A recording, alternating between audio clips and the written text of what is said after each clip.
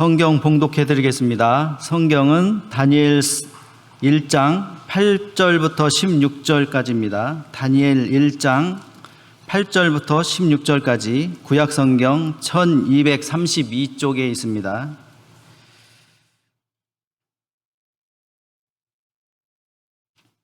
제가 읽겠습니다.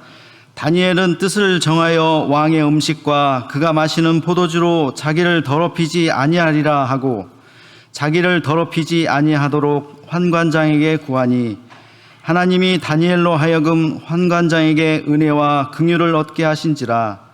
환관장이 다니엘에게 이르되 내가 내 주 왕을 두려워하노라.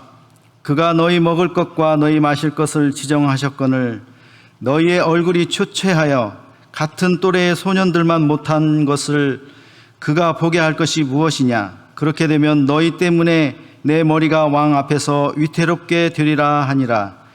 환관장이 다니엘과 하나냐와 미사엘과 아사랴를 감독하게 한 자에게 다니엘이 말하되 청하오니 당신의 종들을 열흘 동안 시험하여 채식을 주어 먹게 하고 물을 주어 마시게 한 후에 당신 앞에서 우리의 얼굴과 왕의 음식을 먹는 소년들의 얼굴을 비교하여 보아서 당신이 보는 대로 종들에게 행하소서 하매 그가 그들의 말을 따라 열흘 동안 시험하더니 열흘 후에 그들의 얼굴이 더욱 아름답고 살이 더욱 윤택하여 왕의 음식을 먹는 다른 소년들보다 더 좋아 보인지라. 그리하여 감독하는 자가 그들에게 지정된 음식과 마실 포도주를 제하고 채식을 주니라. 아멘. 말씀 영접하는 시간입니다. 말씀의 제목은 하나님이 은혜와 긍휼을 얻게 하신지라는 제목으로 담임 목사님이신 조던희 목사님께서 말씀 선포해 주시겠습니다. 정성으로 영접해 주시기 바랍니다. 수고하십니다. 사랑의 하나님, 말씀을 받습니다. 빛드신 말씀으로 우리의 모든 것 다 드러나게 하시고 권능의 말씀으로 하나님께 주님께 나아가는 은혜의 시간 되기를 원합니다. 은혜로 주장하사 주님의 뜻을 이루어 주시옵소서. 예수님의 이름으로 기도합니다. 반갑습니다. 여러분, 말씀을 통해서 오늘 드릴 말씀은 다니엘서거든요. 이 말씀을 통해서 성경 하나님은 누구시고 또 하나님의 백성들의 삶의 모습, 그것은 어떠해야 되는가 깨닫고 하나님께로 나아가는 은혜의 시간 되기를 축원합니다. 여러분, 다니엘서 다 아시죠? 많이들 설교도 많이 들으셨을 거예요. 혹시 여러분, 제가 서산교회에서 새벽 예배를 하는데요. 혹시 그 새벽 예배 들으시나요? 제가 오래전에 이 다니엘서를 새벽 시간에 한번 했었습니다. 서산교회에서. 서울에서는 다니엘서를 한 기억이 별로 없어서, 그리고 구약을 역사서 그리고 성문서, 시편 등등 잠언들을 해야 되는데 후기 예언서를 잠깐 그 소예언서 중심으로 했고요. 이제 대예언서라고 불려지는 것들 중에서 다니엘서를 선택을 했습니다. 여러분, 다니엘서는 우리 성경, 지금 저와 여러분이 갖고 있는 기독교 성경, 얘는 무엇으로 구분이 되어 있죠? 예언서에 구분이 되어 있죠. 대예언서. 대예언서와 소예언서의 차이는 뭘까요?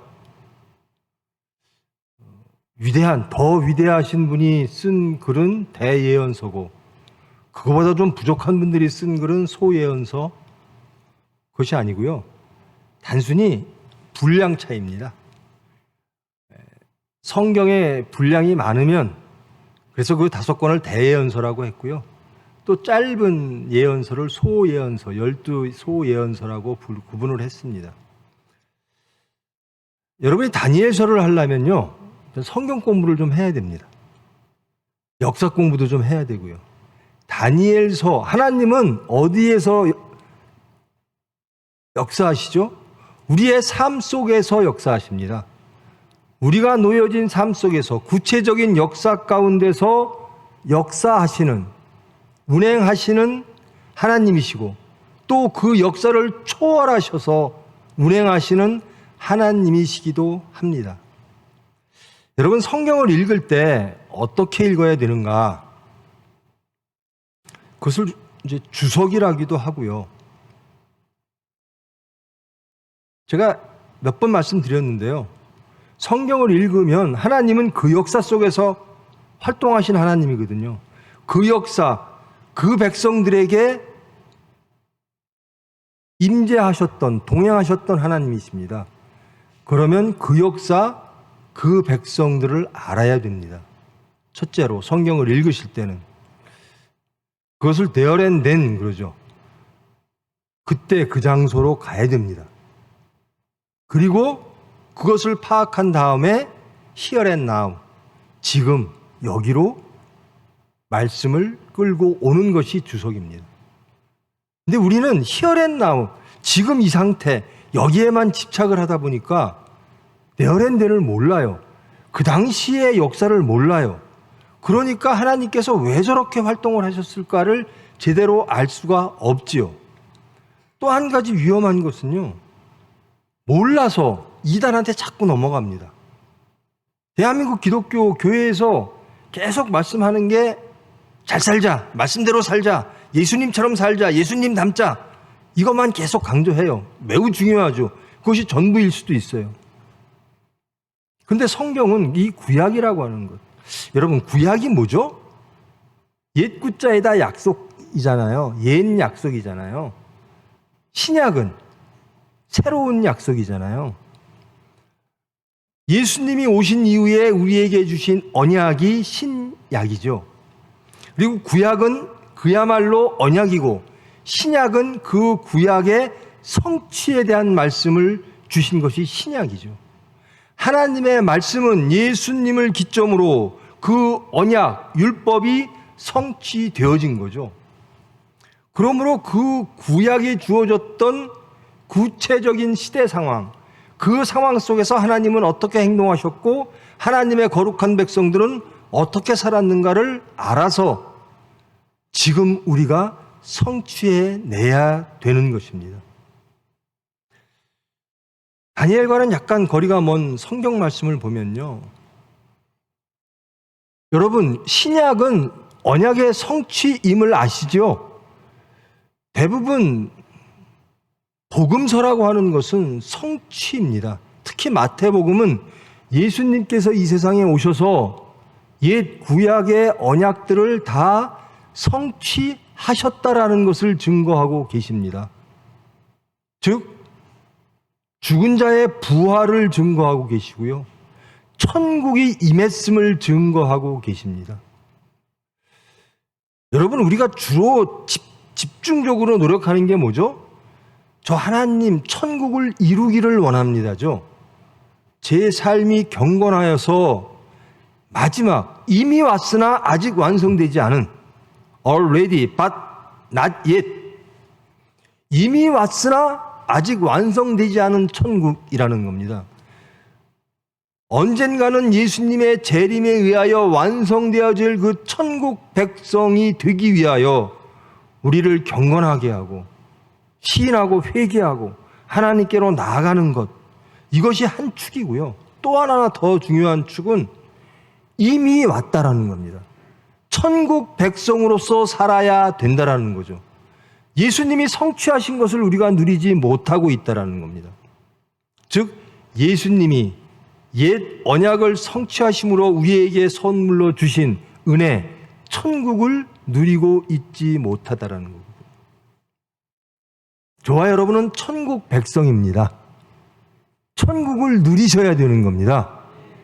그리고 아직 완성되지 않은 그 천국을 예비하는 우리의 경건을 더욱더 은혜로서 채워 나가야 되는 거죠.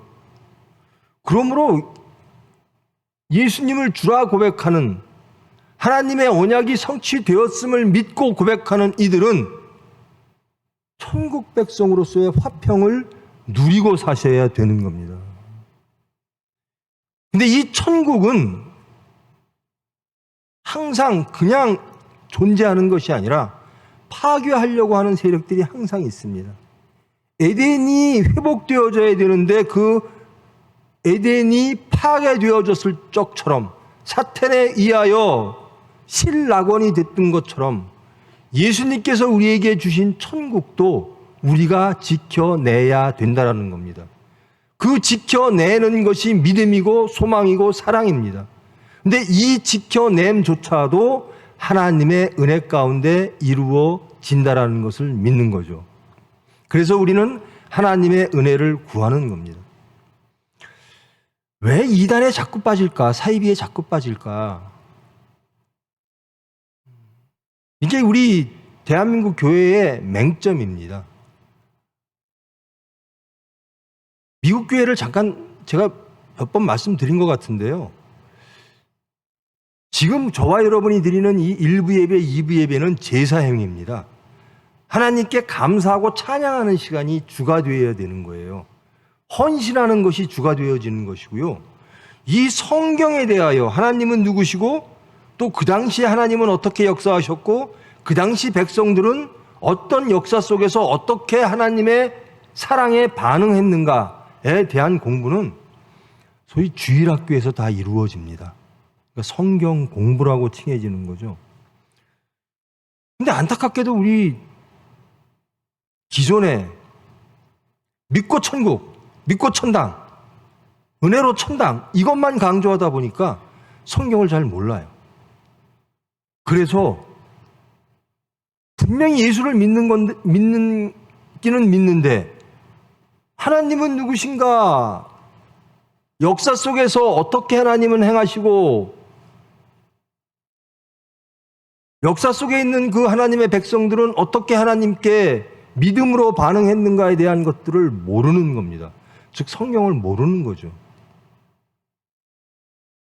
하나님을 믿는데 하나님의 경전은 모르는 거예요. 그래서 사탄과 사이비들이 지식 갖고 덤벼듭니다. 다 엉터리 지식 가지고. 특히 그게 신천지가 강합니다. 저는 신천지에 대해서 별로 걱정을 안 했었거든요. 그런데 넘어가는 사람이 있나 했는데 어느 날 몇 년 전부터 갑자기 염려가 되는 거예요. 왜 신천지에 그렇게 많은 사람들이 넘어갈까? 제가 아는 숫자보다 훨씬 더 많더라고요. 근데 어떤 분들이 넘어갈까 하다 보니까 열심인 사람들이 넘어가요. 정말 하나님을 알기를 원하고 하나님을 제대로 믿기를 원하는 사람들이 신천지에 가 있더라고요. 왜 그럴까?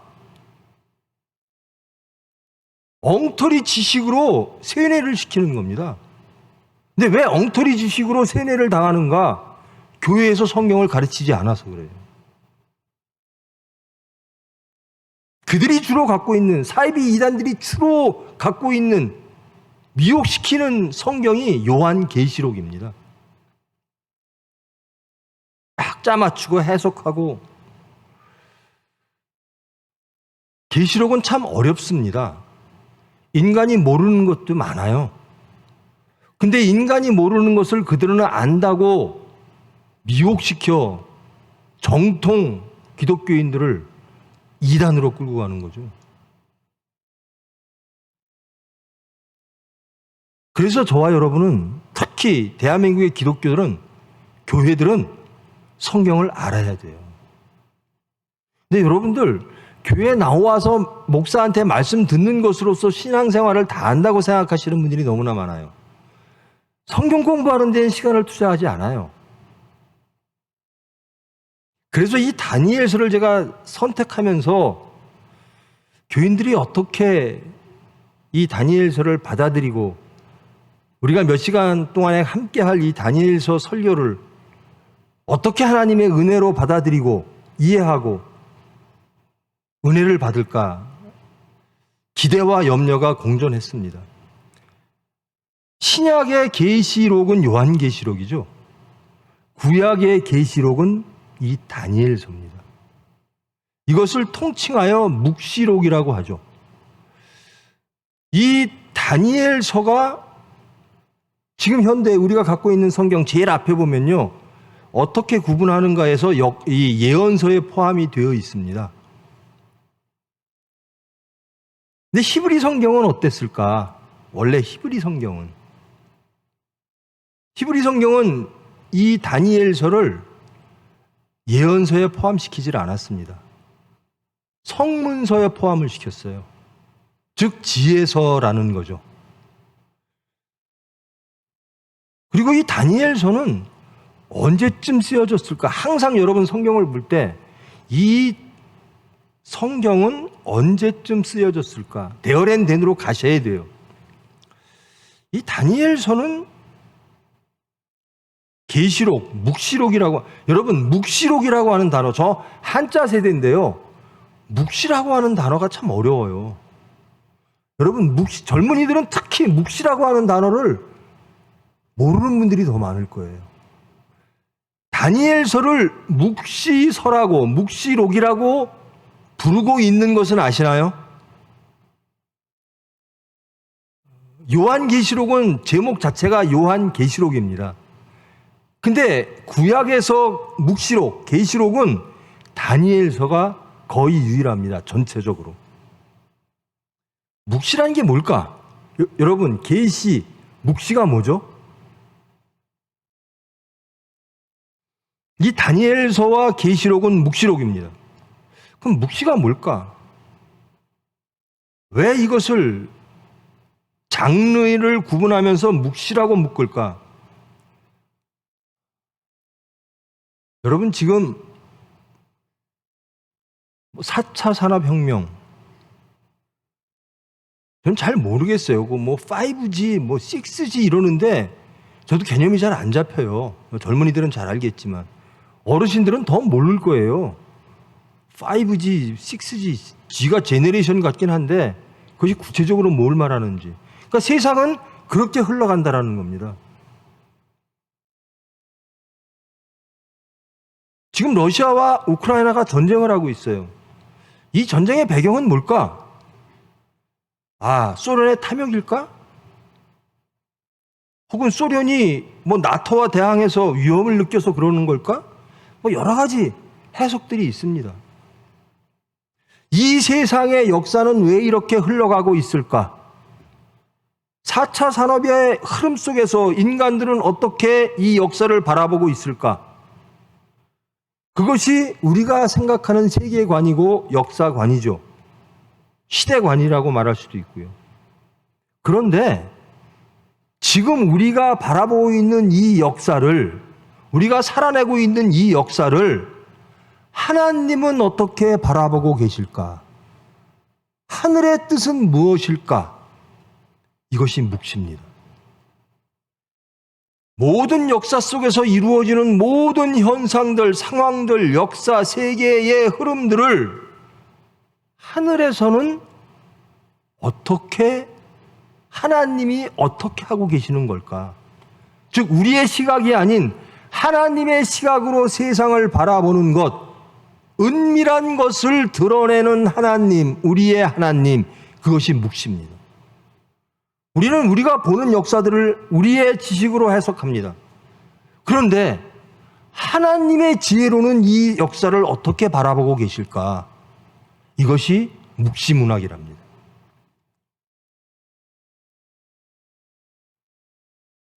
여러분, 이 성경은요, 가장 늦게 쓰여진 신약 성경도 AD 100년 뭐 그 정도입니다. 그러니까 벌써 2000년이 지난 거죠. 구약은 훨씬 더 오래됐죠. 그동안에 그 많은 역사가 흘러갔습니다. 우리는 그 역사를 구분하죠. 이 역사는 이랬고, 역사는 진보했고. 그러니까 그 역사의 틀 속에서 이 하나님은 다니엘서를 통해서, 다니엘서가 나타내는 그 역사 속에서 하나님은 어떻게 행하셨고 그 세상의 흐름을 하나님은 어떻게 바라보시고 조정하시고 그리고 그 시대에 사는 하나님의 백성들에게 어떠한 말씀을 주셨는가. 그것이 성경을 처음으로 접근하는 자세이어야 되는 겁니다. 다니엘서는 왜 이 히브리어 성경에서는 성문서에 포함시켰을까? 예언서에 포함을 안 시키고. 그들은 이 다니엘서를 지혜서로 보았던 겁니다. 어려운 시기에 어떻게 사는 것이 옳은가? 그러면 어려운 시기라는 무엇일까? 다니엘서에서 말하는 어려운 시기의 구체적인 상황들은 어떤 것일까? 어떻게 살으라고 지혜서라고 명명을 했을까? 또 후기에 기독교로 넘어오면서 그건 유대교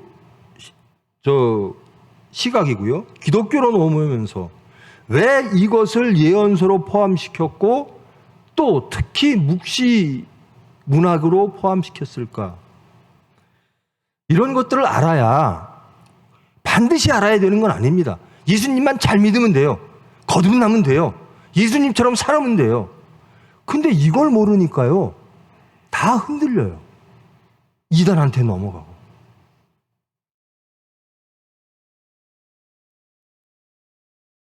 다니엘서가 보여주는 역사 상황, 그리고 다니엘서가 말하고자 하는 것들, 이런 것들에 대해서 우리가 알 필요가 있겠죠. 그런 다음에 우리 것으로 지금 우리는 어떨까로 와야 되는 거죠. 여러분, 다니엘서 대부분 아시는 부분이 그걸 겁니다.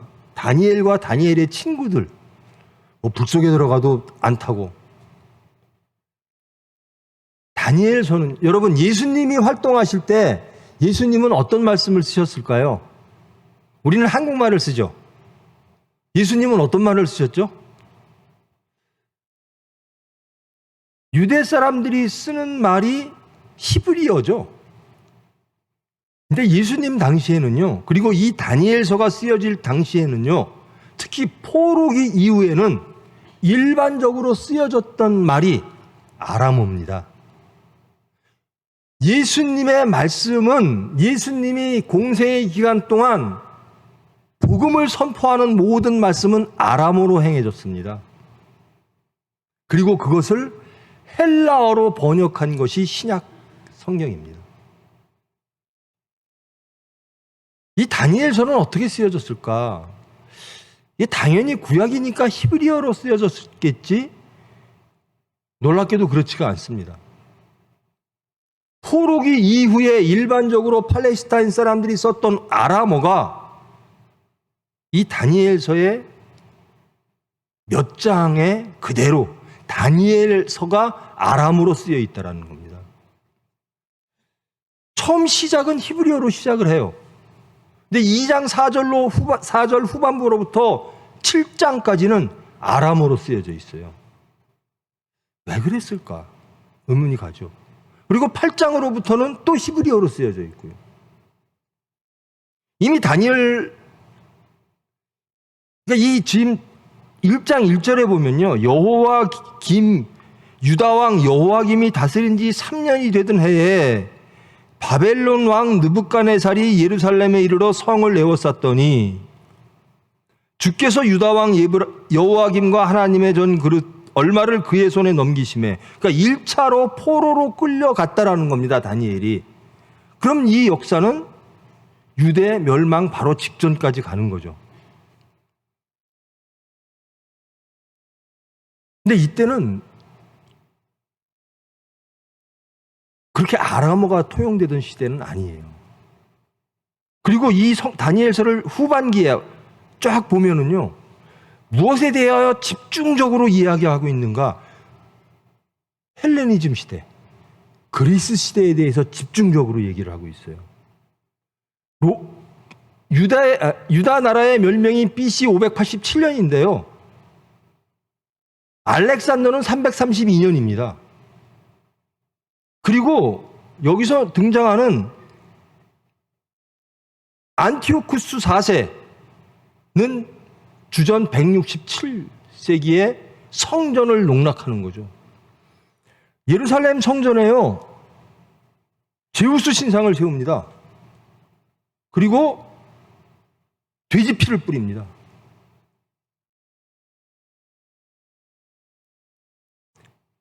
다니엘서가 말하고 있는 그 역사의 기간은 바벨론에 의하여 멸망되는 바로 그 전부터 바벨론, 아시리아, 바벨론, 페르시아, 그리스 말기 혹은 로마 시대까지 몇백 년의 역사를 이 다니엘서에서 다루고 있다라는 겁니다. 그래서 이 다니엘서가 언제 쓰여졌을까? 여러분 성경을 보면 기록 연대, 여기 제 성경에도 그랬네요. 여기에도 주전 530년경 쓰여졌을 것이다. 성경 1장 1절에 의하여 이렇게 말하고 있습니다. 그런데 지금 대부분의, 아니 이건 확정된 성경 연구죠. 적어도 에피파네스, 안티오쿠스 4세, 그리스가 지배하던 167년 그 정도의 이 말씀이 전해졌을 것이다. 기록되어졌을 것이다라는 겁니다. 그래서 쓸 때 이미 아람어로 쓰던 이 다니엘서의 1장부터 6장까지의 말씀들이 계속 구전이 됐든 혹은 기록이 됐든 계속 전파되어졌던 거예요. 1장에서 6장까지의 말씀은 우리가 너무나 잘 알고 있는 다니엘과 친구들의 이야기입니다. 그러다가 갑자기 7장으로부터 환상으로 넘어가죠. 다니엘의 환상. 앞에 것은 지혜서가 되고 뒤에로부터는 예언서가 되는 겁니다. 묵시록이 되는 겁니다. 그래서 다니엘서는 예언서이면서 지혜서이기도 하다라는 겁니다. 그리고 이 다니엘서의 역사는 광대하게, 왜 다니엘서가 기록되어졌을까? 하나님은 살아계실까? 성전이 저렇게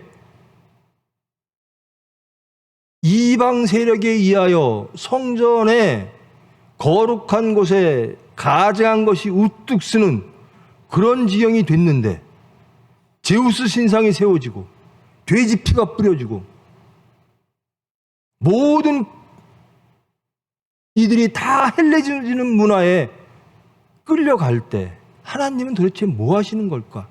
정말 하나님은 살아계시는 걸까? 그러면 이런 세상에서 살고 있는 하나님의 경건한 백성들은 어떻게 살아야 되는 걸까? 정말 하나님은 무엇을 우리에게 주시는 걸까? 이게 다니엘서의 목적입니다. 쓰여진 목적입니다. 이 성경이 쓰여진 목적을 분명히 아셔야죠. 한 구절 한 구절 가지고, 말씀을 가지고 지금 우리의 심령, 우리의 신앙 상태를 밝히고 하나님께로 나가는 것도 매우 중요한데요. 처음에는 숲을 보십시오. 전체를 보시고 자꾸 가지로 들어가야 되는 거죠. 이렇게 어려운데 하나님은 거룩한 백성들에게 어떤 말씀을 주시지? 이 다니엘서는 누가 썼을까? 다니엘이라고 하는 인물은 실존할까? 다니엘서는 여러분 하시딤이라고 있죠. 바리새이파 알죠? 신약에 나오면 바리새파가 나오죠. 성경을 너무 공부를 안 하셔서, 아니 신약에 보면 예수님께서 계속 지적하시는 바리새파, 사두개파 계속 나오잖아요. 이 바리새파가 어떤 파죠? 평신도 그룹입니다. 근데 철저하게 율법을 지키자, 경건하게 살자, 제사장들 너희들 타락했다, 그러면서 나온 게 바리새이파잖아요. 근데 이 바리새이파가요 하시딤에서 나온 파입니다. 하시딤이라고 하는 것은 이 그리스 안티오쿠스 등등이 정말 유대를 핍박하고 모욕하고 신앙을 다 말살하려고 할 때 경건한 그룹들이 생깁니다. 그리고 그 당시에 그들에 의하여 문학이 태어납니다. 하나님을 얘기하고 그리스를 얘기하면요, 그리스에게 의하여 총살을 당해야 돼요. 안티오쿠스 4세 뒤에 이름이 붙습니다. 에피파네스라고. 안티오쿠스 4세 에피파네스. 에피파네스라고 하는 뜻이 신의 현현입니다. 이 땅에 오신 신이라는 뜻입니다. 그러므로 그들은 그들의 왕 자신이 나는 신이다라고 얘기하는 겁니다. 경건한 하시림, 하나님 창조와 구원의 하나님만이 유일한 신이십니다라고 고백했던 그 경건한 자들은 그것을 받아들일 수가 없죠. 그런 무리들은 산악으로, 사막으로 피신을 가는 겁니다. 그리고 신앙을 유지하는 겁니다. 그 그룹 중에서 어떤 자들은 무력으로 저 이방 세력들을 무찌르자고 하는 세력도 있고, 아니다, 하나님의 은혜, 하나님의 뜻에만 의지하자라고 마치 이 수녀원 뭐 이런 것들처럼 기도하는, 숨어서 기도하는 세력들이 있었던 겁니다. 그것이 주전 2세기 그리스의 핍박이 가장 심할 때 생겨난 그룹들이 하시딤, 경건한 자들의 모임이 생겼고요. 그 하심들에 의하여 쓰여진 문학이, 하나님을 얘기하고 에피파네스를 부정하면 죽으니까요, 묵시록이라고 하는 문학 형태로 하나님의 뜻이 쓰여지는 겁니다. 그리고 그 시대에 살던 경건한 자들에게 하나님은 이렇게 너희들을 지켜보고 계셔, 너희들의 미래는 이렇게 될 거야 라고 신앙을 지키게 하는 말씀이 필요했던 겁니다. 그것이 묵시록이고 다니엘서입니다. 구약의 다니엘서에 쓰여진 목적은 그러한 겁니다. 다니엘이라고 하는 분이 정말 주전 2세기경에 실존했을까? 아니죠. 다니엘이라고 하는 이스라엘의 가장 영적인 인물의 이름을 빌러 쓰는 것은 일반적이었습니다. 하시딤 중에 한 무리가 다니엘, 옛적 영웅 다니엘을 불러들여 그 시대의 백성들에게 하나님의 뜻, 그리고 그 뜻에 반응하는 경건한 자들의 신앙을 격려하고 이끌기 위하여 쓰여진 글입니다. 하시딤 중에 어떠한 분이 쓰신 글이라는 거죠. 왜 쓰여졌다고요? 가장 핍박받던 시대에 하나님은 이 역사를 어떻게 바라보고 계실까? 그리고 미래는 어떻게 될까? 그리고 이 역사 속에서 참혹하게 탄압받고 있는 하나님의 백성들의 신앙은 어떻게 지켜져야 되는가? 격려하는 거죠. 하나님은 알고 계신다라는 겁니다. 이 역사를, 그리스가 이 역사를, 세계의 질서를 끌고 가는 것 같으나 하나님께서 하신다라는 겁니다. 그래서 묵시입니다. 은밀한 것을 나타내시는, 주장하시는 하나님. 우리의 하나님은 누구신가? 그 은밀한 것을 보이는 것이 묵시고, 그 묵시록의 구약에서 유일한 것이 다니엘서입니다. 이제 다니엘서의 아주 대강은 이제 함께 했습니다. 왜 다니엘서가 쓰여졌고, 다니엘서의 역사는 언제이고, 다니엘서가 쓰여진 목적은 무엇이고. 일단 데어랜덴으로 일단 우리는 가야 돼요. 성경을 볼 때, 특히 구약을 볼 때, 신약도 마찬가지입니다만 그때로 돌아가야 돼요. 우리 교인들이 가장 약한 점이 뭐냐면요, 신약을 하는데요, 예수님이 등장하셨는데 갑자기 구약에 전혀 안 나오는 말들이 막 나와요. 바리새이파가 어떻고 사두개이파가 어떻고 전혀 몰라요. 예수님이 바리새인들에게 정말 강하게 질책을 하시죠. 근데 질책당하는 바리새이파가 누군지를 몰라요.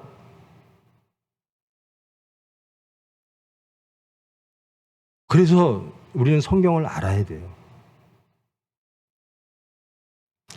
자, 이제 그 하시딤의 한 사람이 다니엘을 등장시킵니다. 근데 그 다니엘은 어떤 지경에서 살아가고 있던 인물이었나?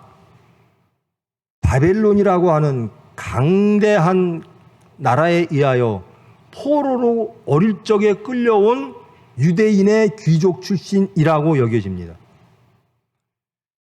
어린아이들을 끌고 와서 그 당시 유대보다 더 발전된 지식, 과학 이런 것들로 그 소년들을 양육합니다. 음식도 바벨론식으로 먹이면서 양육하는 거죠. 유대 백성을 잡아와 바벨론식으로 양육시키는 겁니다. 그래서 바벨론의 신민이 되게 하는 거죠. 그 과정입니다. 오늘 봉독한 말씀이 그겁니다. 유대 땅에서 잡혀온 디아스포라가 되어지는 바벨론에 끌려온 이스라엘 백성들은 어떻게 살았을까? 어떻게 살아야 되는가? 그 과정 중에서 바벨론이라고 하는 강대한 강국 속에서, 그 역사 속에서 하나님은 일하셨을까? 어떻게 일하셨을까? 이것이 오늘 본문의 말씀입니다.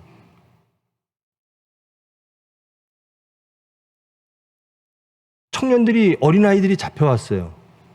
그리고 완벽하게 바벨론 사람으로 양육시키려고 합니다. 이제는 하나님의 백성이 아니라, 언약 백성이 아니라 바벨론 백성으로 키우려고 하는 겁니다. 어릴 적부터 지식도, 먹는 것도, 입는 것도, 생각하는 것도, 활동하는 것도 바벨론 백성이 되어라라는 거죠. 그런 환경 속에서 믿음의 사람은 어떻게 했을까? 그게 오늘 다니엘의 말이죠.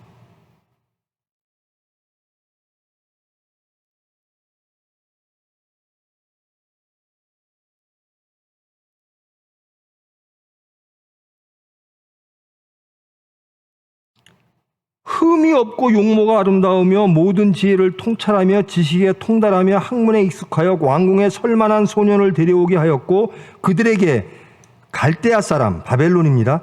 갈대아 사람의 학문과 언어를 가르치게 하였고 또 왕이 지정하여 그들에게 왕의 음식과 그가 마시는 포도주에서 날마다 쓸 것을 주어 3년을 기르게 하였다. 그리고 왕 앞에 쓰게 하겠다. 아주 잘 교육시켜서 바벨론의 관료로 양성하겠다라는 겁니다. 사상과 지혜와 모든 것을 율법에서, 유대의 언약에서 바벨론의 지혜로 바꿔놓는 거죠.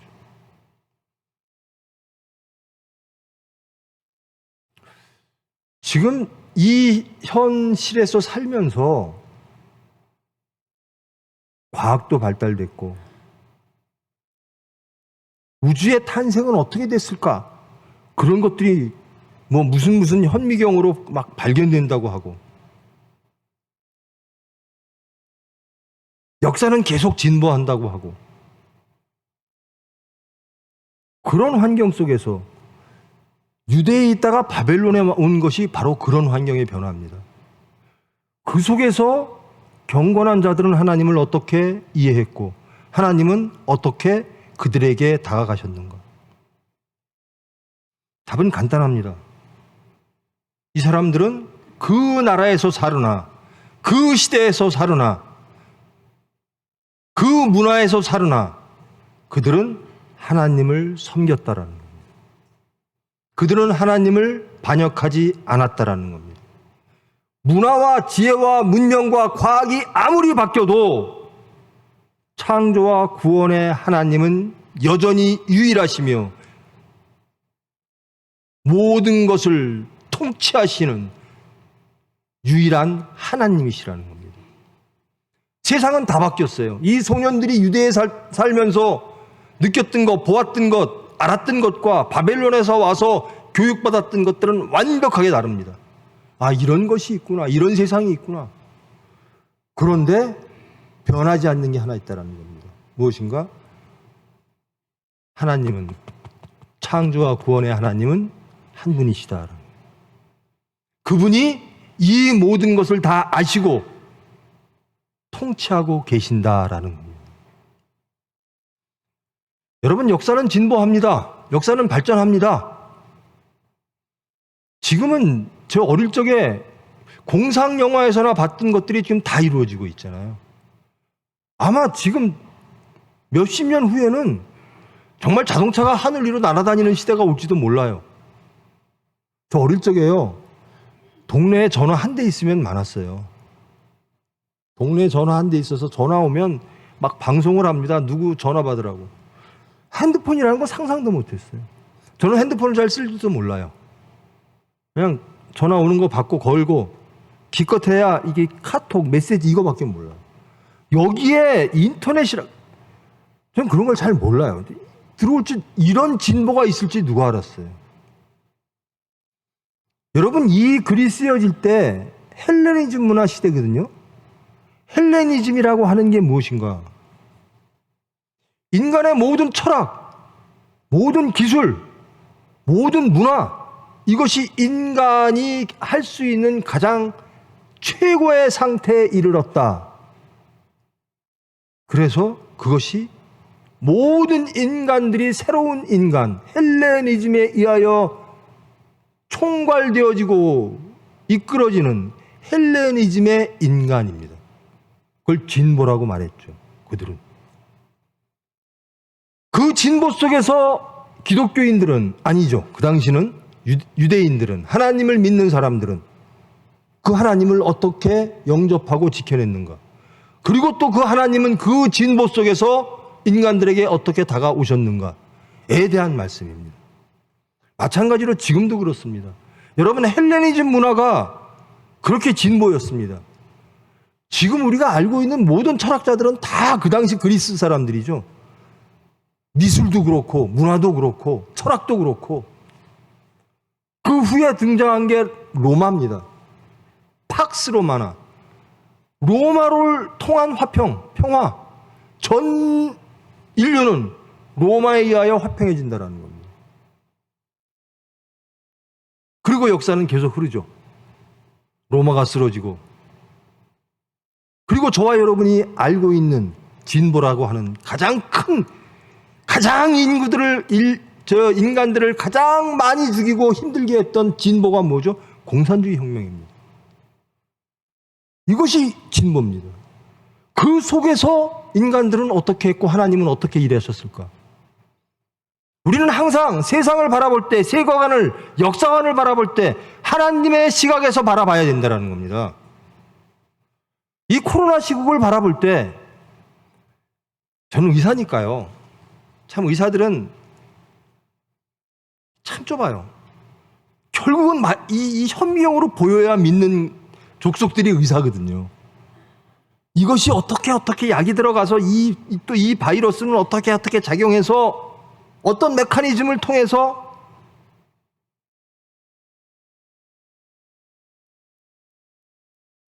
근데 하나님은 이 시대를 어떻게 바라보실까? 팬데믹을 어떻게 바라보실까? 모든 역사의 흐름과 역사관과 진보의 모든 환경들 속에서 하나님은 이 세상을 어떻게 바라보고 계실까? 저와 여러분은 이 다니엘서 묵시록을 통하여 하나님의 시각으로 세상을 바라보는 진정한 하나님의 백성 되기를 원합니다. 그리고 그 진보 속에서, 그 세상의 변화 속에서 경건한 백성들은 어떻게 살아왔는가? 그 백성들에게 하나님은 무엇으로 다가오셨는가라는 겁니다. 바벨론에 잡혀온 다니엘과 청년들은, 소년들은 이렇게 말합니다. 바벨론의 왕의 말을 듣지 않으면 죽을 수밖에 없는 환경이죠. 그리고 그건 진보된 세상이었습니다. 그런데 그들은 다 좋은데요, 저는 하나님을 버리진 못하겠습니다. 다 좋은데요, 이런 것들도 하나님이 통치하실 줄 믿습니다. 여러분이 바벨론의 문화를 여러분들이 만들었다고 하나 아닐 겁니다. 하나님이 하실 줄 믿습니다.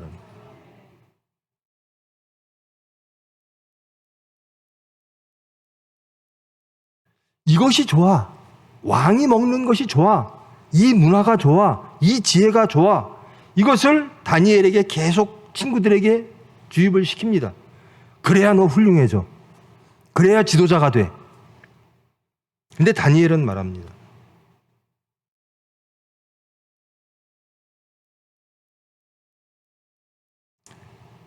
자기를 더럽히지 아니하리라.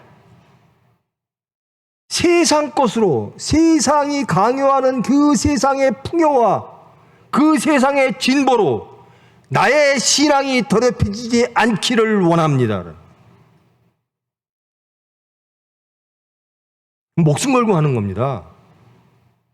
그래서 말해요. 환관장한테 은혜와 궁유를 좀 주십시오. 우리를 좀 허락하여 주세요. 우리는 아무리 바벨론의 지식을 다 배우고 자랐지만 우리는 하나님의 백성이에요. 이 모든 지식도 하나님이 주신 거라고 나는 믿습니다라는 거예요. 여러분들이 비록 나를 죽일지라도 나는 하나님을 버릴 수가 없습니다. 왕의 음식이 좋은 거 압니다. 근데 그것은 세상의 시각입니다.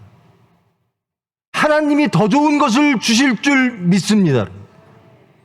여러분은 세상의 것으로, 왕의 것으로 나를 더욱더 빛나게 만들고 더욱더 건강하게 만들어 세상 쓸모있는 사람으로 만들려고 하나 저는 믿습니다. 하나님이 더욱더 아름답게 해주실 줄 믿습니다.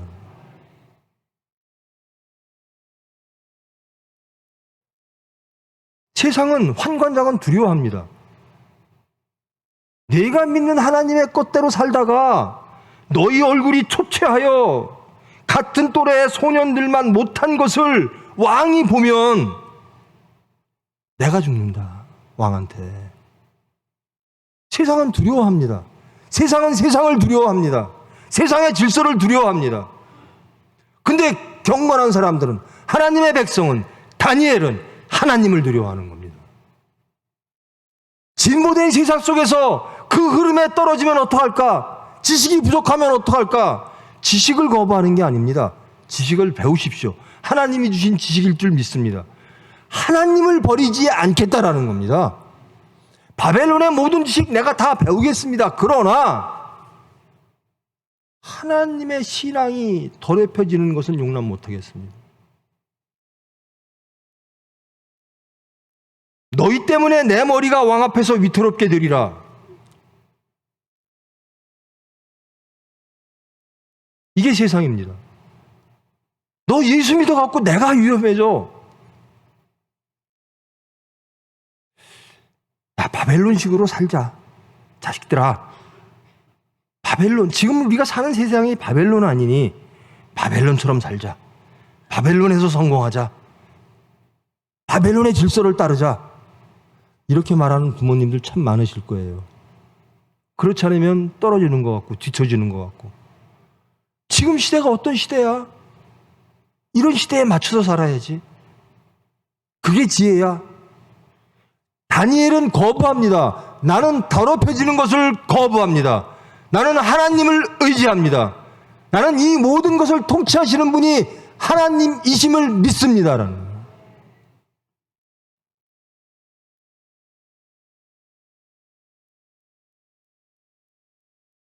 한번 시험해 보십시오. 우리들을 왕의 음식이 아니라, 이 세상의 질서가 아니라 하나님의 질서로 열흘 동안만 내가 해보겠습니다. 그리고 무엇이 더 나은지 한번 보십시다. 여러분 두려워하지 마십시오. 세상을 두려워하지 마십시오. 하나님의 말씀대로 살아보십시오. 무엇이 여러분에게 행복을 주고 무엇이 여러분에게 화평을 주고 진정 여러분에게 샘솟는 생명이 흐르는지 말씀대로 살아보십시오. 이거 내가 한다고 될까? 하나님이 은혜로 찾아와 주신다라는 겁니다. 하나님이 지켜주신다라는 겁니다. 여러분, 진보를 수용하지 말란 얘기가 아니에요. 그 진보에 잡혀 먹히지 말라라는 얘기입니다. 그 진보 때문에 하나님을 잃지 말라라는 겁니다. 그 진보조차도, 그 역사조차도 하나님이 주관하신다라는 겁니다. 여러분, 헬레니즘이 가장 진보라 그랬어요. 공산주의가 가장 진보라 그랬어요. 과연 그럴까요? 가장 진보는요, 하나님이 우리를 향하신 사랑입니다.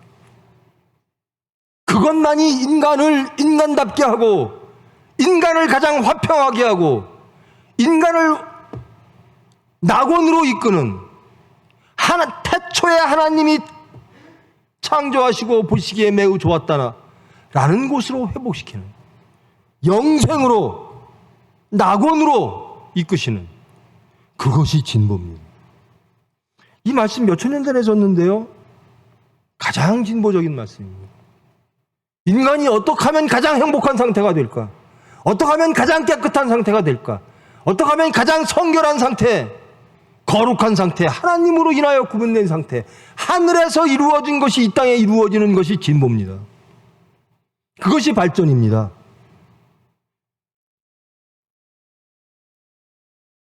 다니엘은 말하는 겁니다. 나 바빌론의 모든 문물을 배우겠습니다. 그러나 나는 그것 이전에 결단코 하나님의 창조와 구원의 그 하나님을 먼저 믿습니다. 그것으로 인하여 내가 하나님을 잃지 않겠습니다. 그것이 위험스럽게 보이고 그것이 미련하게 보이나 하나님이 은혜로 찾아와 주실 줄 믿습니다.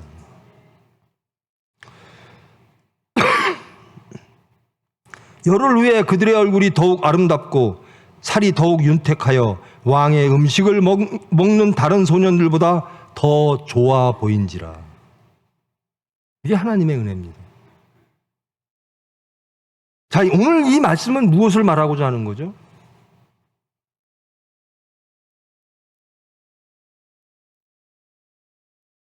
하나님을 부인하고 세상의 지혜를, 바벨론의 지혜를, 헬레니즘의 지혜를, 지금 자본주의의 지혜를, 지금 4차 산업의 지혜를 이야기하면서 홍수처럼 휩쓸려가는 이런 세대에서 우리는 하나님을 잃지 말아야 된다는 겁니다. 그 속에서 하나님은 은혜로 우리를 찾아와 주신다는 겁니다. 두려워하지 마시기 원합니다. 내 자식이 예수만 잘 믿으면 될까? 어때요, 여러분? 예수님 잘 믿으면 됩니까? 됩니다. 예수님만 잘 믿으면,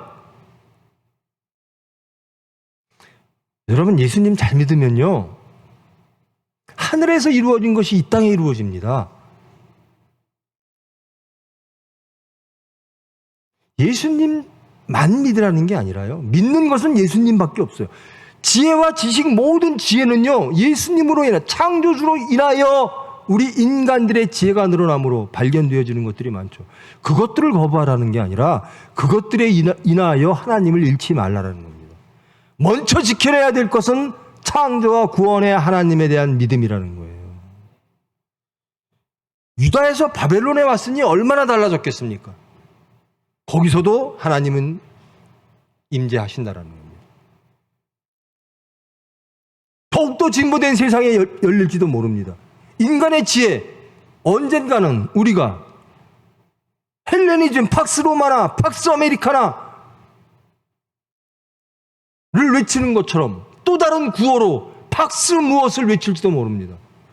우리는 항상 하나님으로 인한 화평입니다. 하나님으로 인한 평강입니다.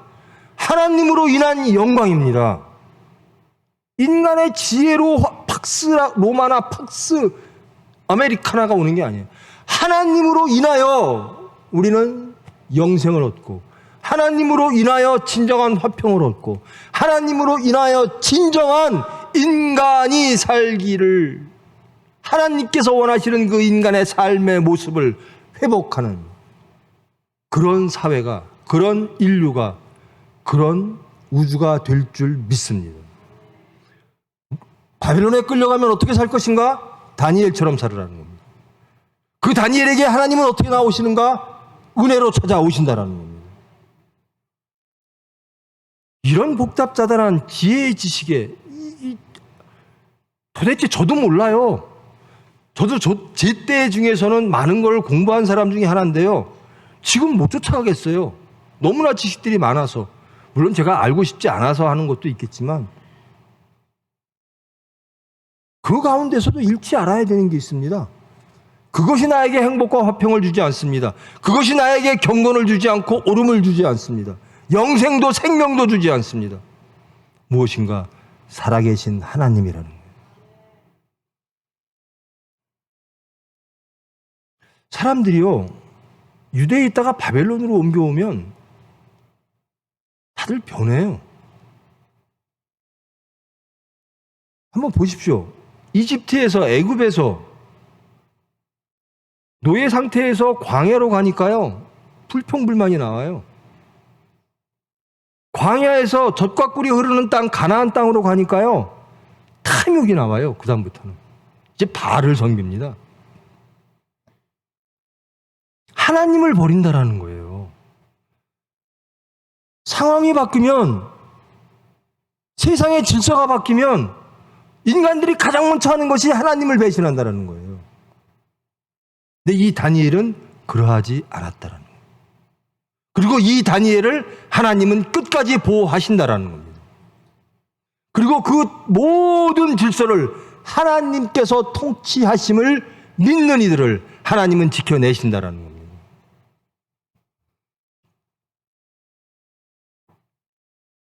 여러분, 세상, 여기서는 왕의 음식으로 표현되어진 세상의 지식들이 없으면 초췌해질 것 같죠. 근데 성경은 그렇게 말하고 있습니다. 아니다. 하나님의 것으로 너희는 윤택해지리라. 하나님의 것으로 너희는 안전해지리라.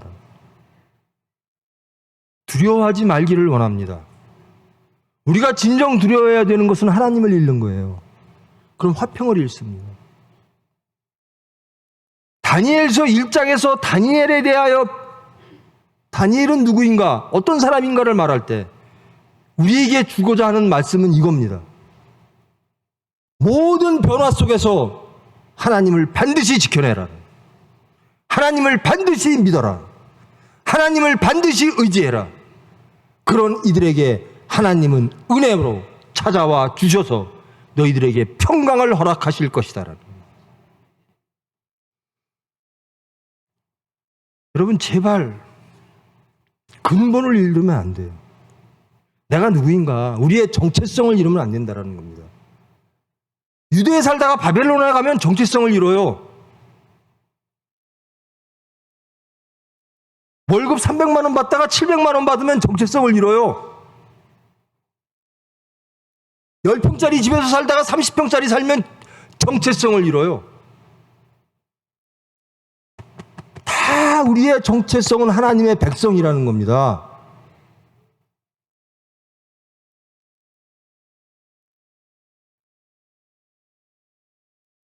바벨론으로 끌려간 포로 소년들, 그래서 바벨론의 문화로, 바벨론의 지식으로 양육되어지는 포로의 모습들, 이 모습 속에서 그들이 지켜내야 될 것은 무엇인가?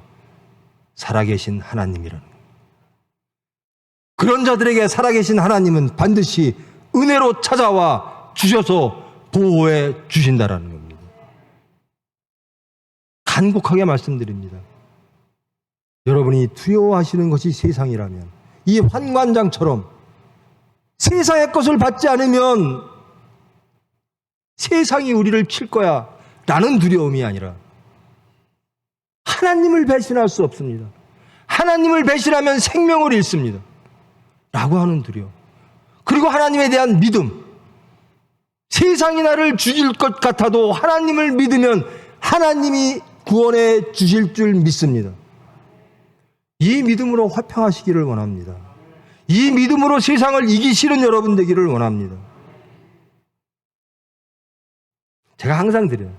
말씀을 마치면서 예를 하나 드릴게요. 저희 총회병원 있잖아요. 매 왜 그래요? 저 의사 참, 저 의사가 우리 병원 살리겠네. 저런 의사가 어디 있어? 근데 그 의사가 개업하러 나간대요.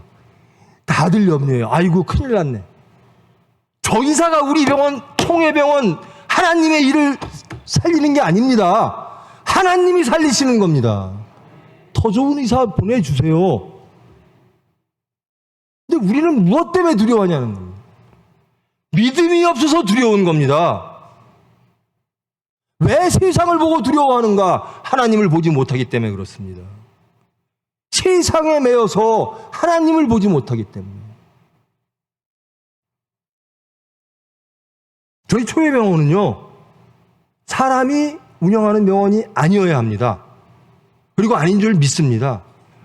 좋은 의사가 아니라요, 하나님이 하십니다. 좋은 직원들 하나님이 만들어 주실 줄 믿습니다. 그렇게 담대하게 가십시오. 담대함은 어디서 나오죠? 믿음입니다. 다니엘은 믿었습니다. 바벨론의 왕의 위협 속에서도 하나님을 믿었습니다. 그래서 더 아름답게 됐다는 겁니다. 끝내 하나님은 버리지 않으신다라는 겁니다. 여러분, 어려움에 처해 있습니까? 혼돈에 처해 있습니까? 세상의 변화, 진보의 변화 속에서 여러분들의 정체성이 흔들리십니까? 가치가 흔들리십니까? 하나님을 바라보십시오. 그 하나님이 이끌어 주시고 지켜 주실 줄 믿습니다. 다니엘을 닮읍시다. 그런 신앙을, 그런 믿음을 하나님께 구합시다. 그러면 끝내 다니엘은 화평의 사람이었거든요. 어떤 흔들림에도, 세상의 흔들림에도 안 움직여요. 안 흔들려요. 제발 물질에 흔들리지 않는, 제발 지위와 명예에 흔들리지 않는 하나님의 믿음으로 담대하고 든든한 저와 여러분, 하나님의 백성, 크리스찬 되기를 축원합니다. 기도하십니다.